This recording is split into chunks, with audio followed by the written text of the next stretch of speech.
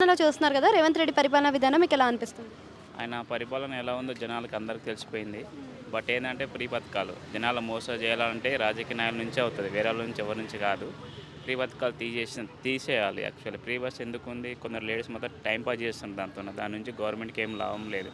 Handicap గానీ, పెద్దవాళ్ళకి ఎవరైనా 60 ఏజ్ ఉన్న వాళ్ళకి ఆళ్ళకి ఫ్రీ పెడితే బావుంటది.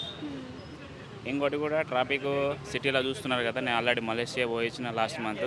అక్కడ ట్రాఫిక్ రూల్స్ మంచిగున్నాయి. రోడ్ మొత్తం విశాలంగా ఫ్రీగా ఉన్నాయి. ఇక్కడ ఫుట్‌పాత్ పైన ఏది పడితే జనాలకు అమ్మేస్తున్నారు.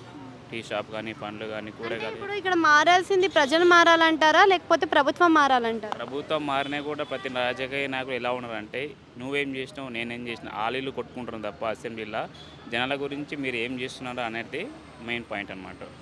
ఇప్పుడు కాంగ్రెస్ వచ్చినా అదే ఉంది. టీఆర్ఎస్ వచ్చినా అదే ఉంది. బీజేపీ వస్తే ఏమో తెలవదు. మారవచ్చు, మారకపోవచ్చు.